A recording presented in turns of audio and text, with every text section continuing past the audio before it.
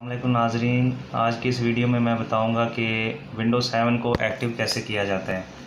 तो पहले तो हमें स्टेटस चेक करना होगा कि हमारी विंडो एक्टिव है कि नहीं। तो माई कंप्यूटर पे आप राइट क्लिक करें और उसकी प्रॉपर्टी में जाएं। तो ये सबसे नीचे आप देख रहे हैं कि ये हमारी विंडो एक्टिव नहीं है। उसको 30 दिन की वार्निंग दे रहा है कि 30 दिन तक आप इसको एक्टिव करवा लें।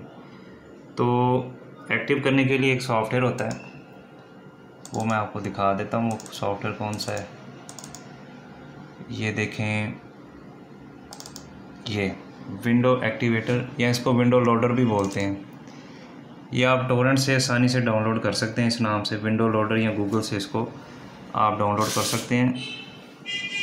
तो ये मैं इसका लिंक जो है ये भी डिस्क्रिप्शन में दे दूँगा ताकि आप आसानी से इसको डाउनलोड कर लें। तो आप इसको डबल क्लिक कर लें जस्ट, उसके बाद ये यस कर दें तो एक छोटी सी विंडो खुलेगी, ये वाली।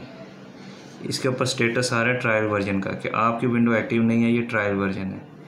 तो आप इसको इंस्टॉल कर लें, जस्ट ओके कर दें। तो ये थोड़ी देर बाद लोड होना शुरू हो जाएगा। अब इसको पर्सनलाइज माई कंप्यूटर का दोबारा स्टेटस चेक करते हैं।